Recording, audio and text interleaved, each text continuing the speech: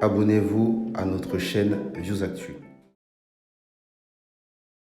Pour essayer de cerner un peu les relations que Mohamed Merah pouvait avoir avec les policiers, il faut toujours remonter en amont et essayer de comprendre dans quelle situation administrative il était par rapport à la police. Quand il revient d'Afghanistan, il est entendu par la police, mais dans ce qu'on appelle un interrogatoire en milieu ouvert.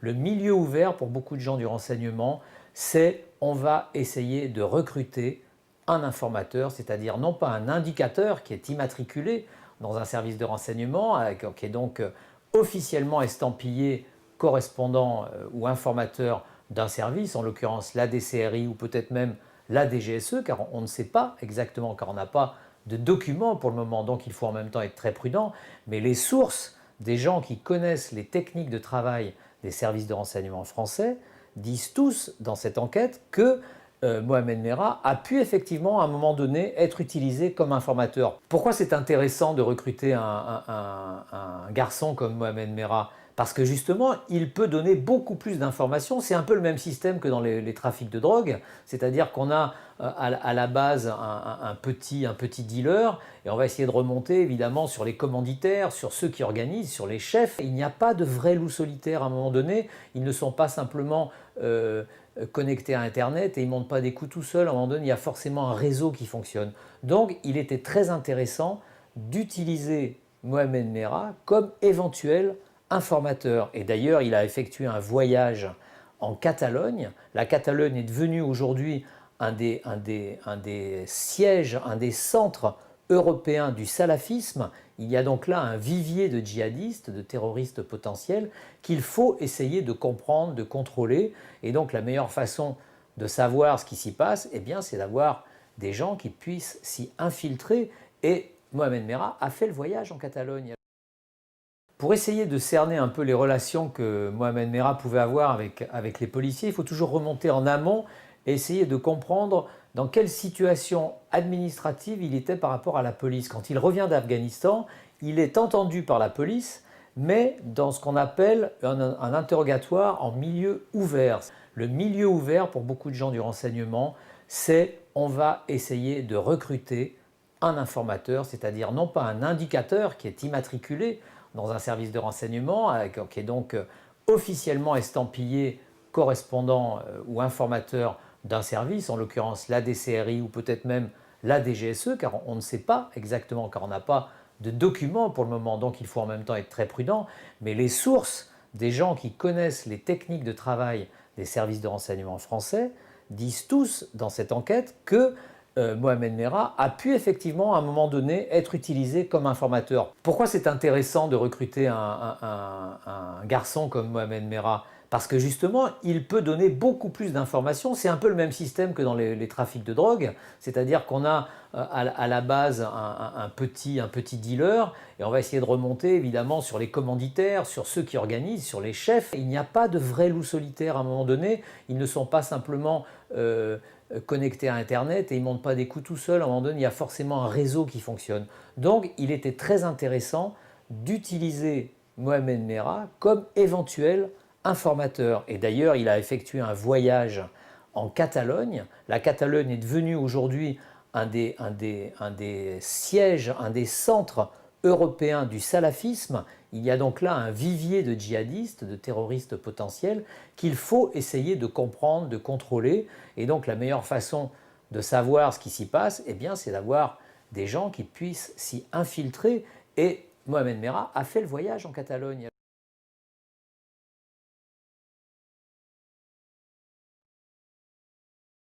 Se trouvent aux abords du collège-lycée juif Ozar à Torah. Un homme arrive devant l'établissement sur un puissant scooter de couleur sombre. Il s'arrête, descend. Je veuille pas, c'est que je ne peux plus. C'était une moto ou un scooter? Une moto d'assez gros cylindrée. De couleur noire? Blanche, en main, blanche.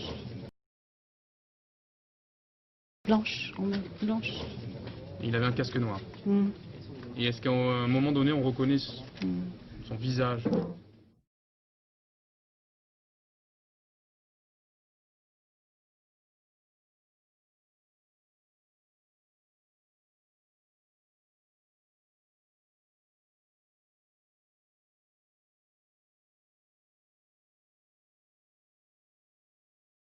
Les premières images du meurtrier filmées par les caméras de surveillance de la ville de Toulouse hier matin. Un homme dangereux et susceptible de repasser à l'acte à tout instant, comme nous l'expliquent Patrick Tinim et Guillaume Aguerre. Ce sont les premières images du tireur, quelques instants avant la fusillade. Le scooter est à l'arrêt, le meurtrier s'apprête à en descendre.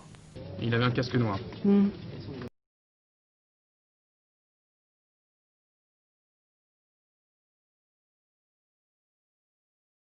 Et le négociateur du raid poursuit ses discussions avec le jeune homme. Elles permettent notamment aux enquêteurs de retrouver son scooter, sa caméra et probablement l'arme du crime.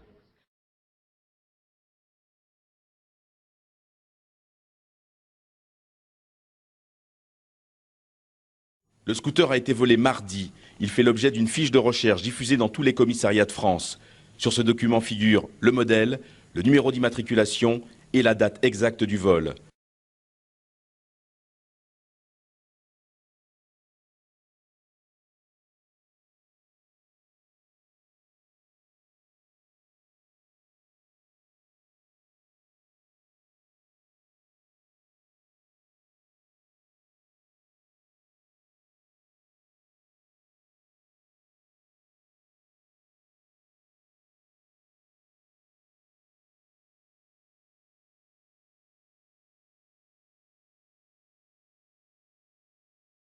Hier après-midi, rebondissement, les policiers reviennent dans cette concession de scooter. Le patron tique sur cette image, captée lundi devant l'école juive. Il en est sûr, le scooter a été repeint, maquillé.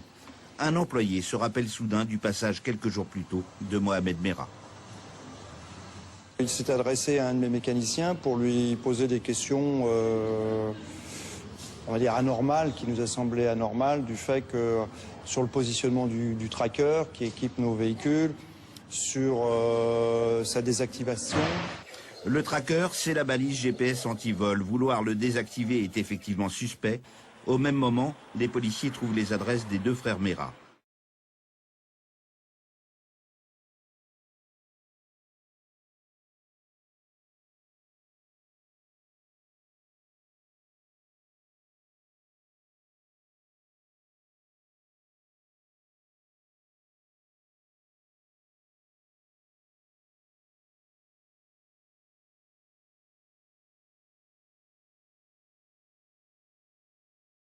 Enfin mardi, ce concessionnaire de Toulouse indique à la police qu'un des frères de Mohamed Merah est venu leur demander comment désactiver le dispositif de traçage GPS du scooter. Mardi après-midi, Mohamed Merah est localisé par la police.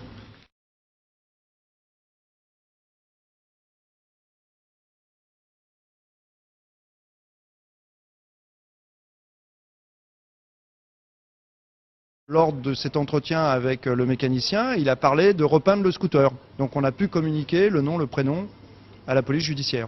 Mohamed Merah est localisé à Toulouse mardi après-midi à 23h30. La décision est prise de l'interpeller à son domicile. Samedi après-midi, les policiers ont les adresses IP des 570 ordinateurs qui se sont connectés à la petite annonce postée par la première victime. Un nom apparaît, celui de la mère de Mohamed Merah, l'assassin présumé.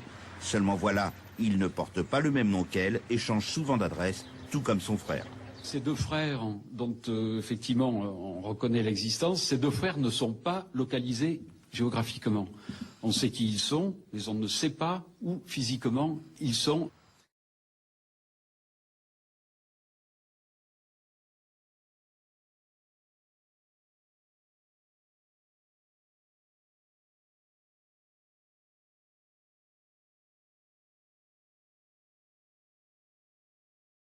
Il s'agit d'Abdelkader et de Mohamed Merah. Tous deux ont été surveillés par les services de renseignement intérieur. Figure dans ces 570 noms, non pas celui de M. Merah, ce n'est pas vrai, il n'y figure pas, mais celui de sa mère, Madame Aziri. Madame Aziri dont on connaît les deux fils. On ne sait en plus pas où sont logés les frères Merah, donc on sait qu'ils existent, mais ils ne sont pas localisés.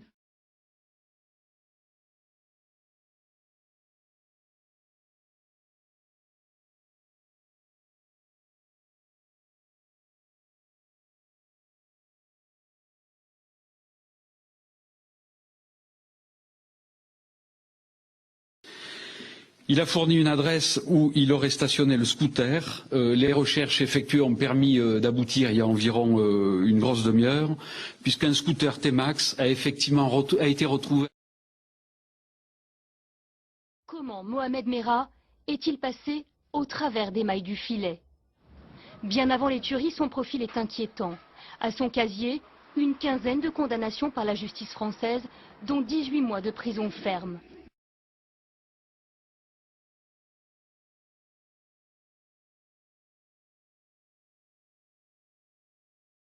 Dans un film amateur, regardez cette une du Parisien, itinéraire d'un tueur. Sud-Ouest reprend également une autre capture de cette vidéo avec ce titre neutralisé. C'est la première fois que l'on voit le visage de Mohamed Merah.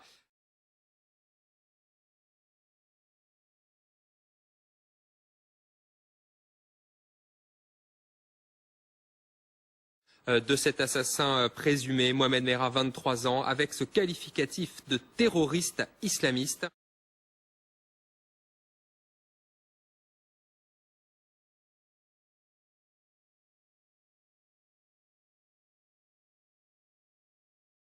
En 2010 et 2011, le jeune homme part pour l'Afghanistan et le Pakistan. Il séjourne dans des camps djihadistes. Il y apprend le maniement des armes et épouse la cause salafiste.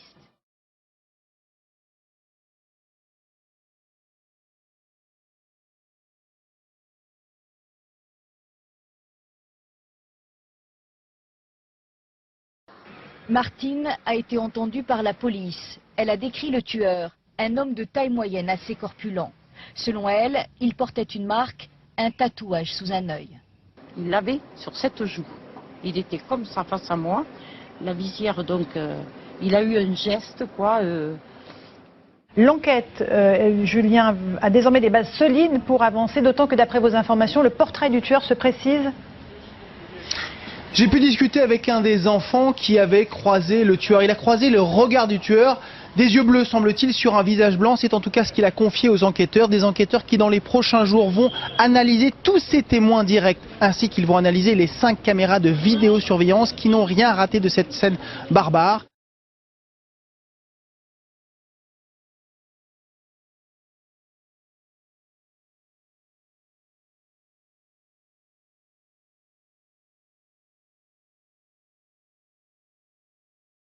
Il souhaitait lundi tuer un autre militaire et que n'en trouvait pas, il avait jeté sa vindicte sur le collège, sur cette école juive avec ses enfants massacrés.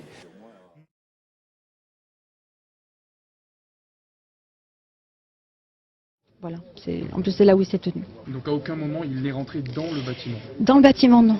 Mais les bâtiments étaient fermés. À part l'endroit où il y a la prière, le bâtiment était fermé encore.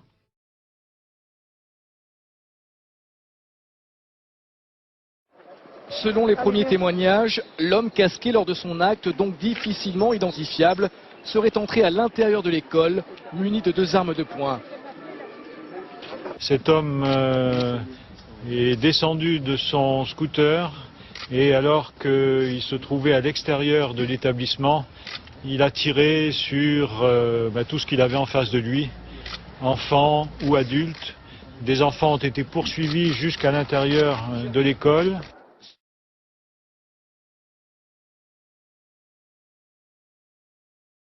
Dès que les policiers se sont approchés de la porte, l'individu qui était recherché a tiré à travers la porte. Un policier du RAID a été blessé au genou. Et comment est-ce qu'il converse avec les policiers? Pour l'instant, il converse par la porte et peut-être d'autres moyens de communication plus faciles pourront-ils être introduits.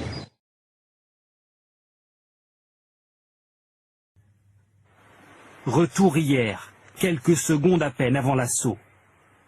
Un homme du RAID réajuste son viseur et contrôle une dernière fois son fusil mitrailleur. Derrière lui, l'équipe d'intervention est prête. Les échelles ont été préparées pour pénétrer dans l'appartement par les fenêtres et le balcon. Chez les policiers, pas de nervosité apparente.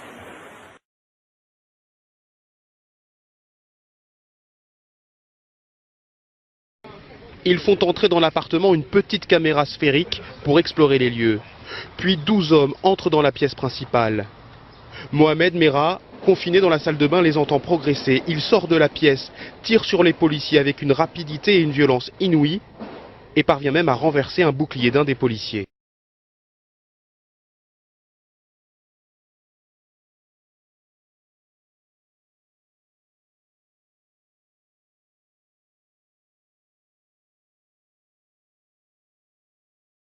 Les échelles ont été préparées pour pénétrer dans l'appartement par les fenêtres et le balcon. À l'autre bout du salon, une porte-fenêtre donne sur le balcon. C'est là qu'il a été abattu.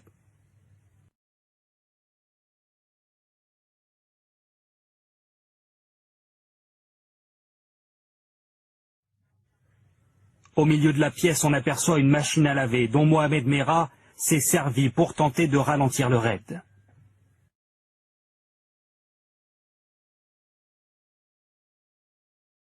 Il continue en fait à avancer, armé et à tirer en sautant du balcon jusqu'à ce qu'il soit atteint mortellement par des tirs en riposte qui sont effectués par les policiers du raid, qui l'atteignent d'une balle dans la tête.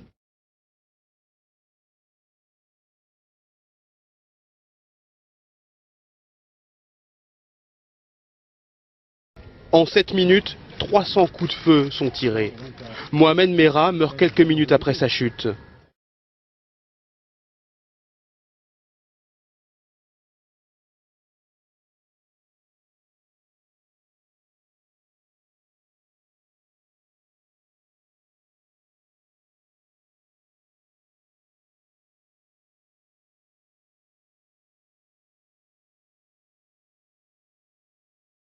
En tout cas, le portrait qui a été fait de lui comme étant celui qui aurait tiré sur un militaire à Montauban ne correspond pas, absolument pas. Hein, ça, je peux vous le dire. Je ne le vois pas avec un tatouage sous les yeux et en tout cas, il n'a pas les traits de quelqu'un qui laisserait supposer qu'il y a une certaine violence qui couve en lui. Le ministre des Affaires étrangères de la Chine populaire a mis le doigt sur quelque chose d'important. D'abord, il n'y est pas allé par 4 chemins. Il a dit cette affaire est une affaire manipulée. La réconciliation nationale, plus personne en veut. Enfin, je veux dire, malheureusement, c'est comme ça qu'on fait. Faut pas oublier. On tue 3 gosses, on fait un truc où les gens d'un seul coup, les explosions émotionnelles de haine. Et là, il n'y a plus de réflexion, de raison, etc. Et malheureusement, la France est un pays très très fragile à ce niveau-là. Faut bien le savoir.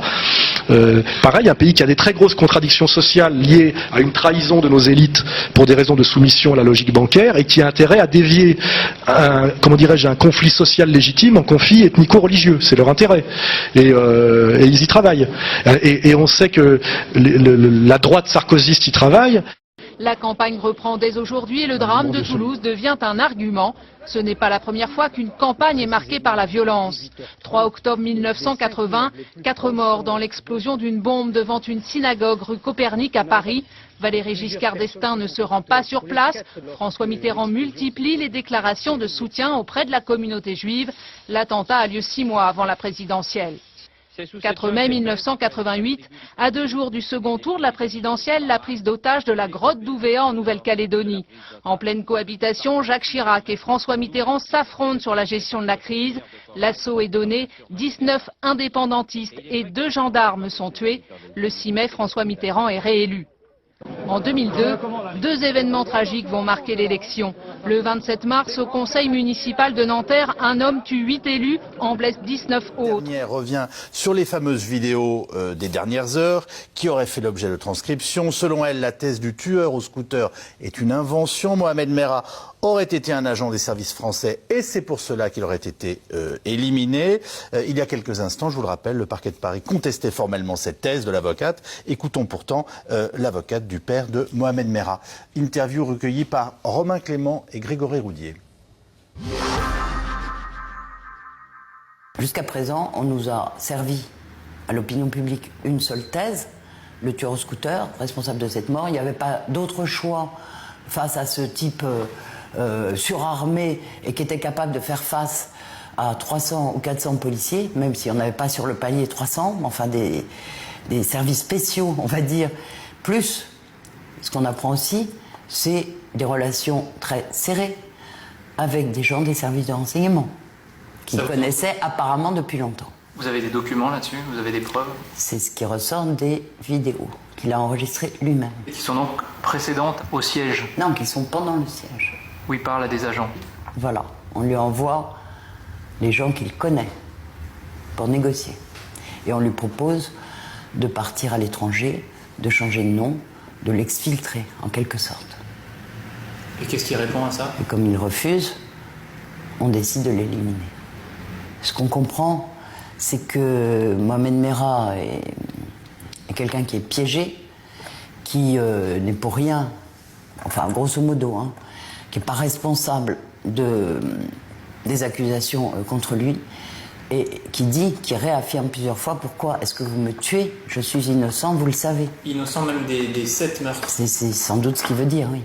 On ne pourra jamais en savoir plus, puisqu'ils ont choisi de faire en sorte qu'il ne puisse plus jamais parler. Mais comment vous expliquez que si Mohamed Merah n'était pas l'auteur des tueries, il soit en possession et d'armes à feu et de films qui apparemment montrent les assassinats? Vous vous souvenez de l'affaire des Irlandais, où M. Baril, à l'époque d'ailleurs, s'était fait remarquer avec M. Proutot, et il s'était avéré que cette soi-disant découverte d'une cache d'armes formidable qui mettait en cause des membres de l'IRA, les Irlandais, c'est des armes qui avaient été déposées par l'équipe de M. Baril et de M. Proutot au domicile de ces Irlandais. Ça arrive quelquefois. Hein. Moi, ce que je trouve qui serait digne, c'est que le parquet, qui a tous les moyens, que n'ont pas des avocats, on va dire, aille au-delà du mur de verre un peu opaque que les services de l'État opposent toujours aux recherches judiciaires. Que tout le monde joue le jeu pour les victimes et puis aussi quand même pour la famille de M. Merah, même si M. Sarkozy s'était permis de dire que c'est quand même honteux que le père d'un assassin ose demander une enquête. Voilà, je vous rappelle que...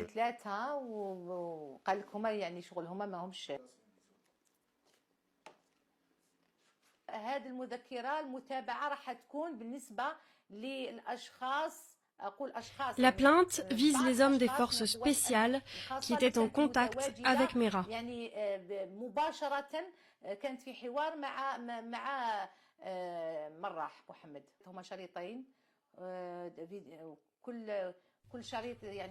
Il s'agit de 2 vidéos de 20 minutes chacune. Il évoque beaucoup de choses dans ces vidéos. Il parle en français. Pourquoi me tuez-vous? Je suis innocent. Pourquoi m'avez-vous trahi? Pourquoi vous me tuez? Je suis innocent. L'expression « pourquoi m'avez-vous trahi » laisse à penser qu'il y avait une relation entre lui et... Abonnez-vous à notre chaîne ViewsActu.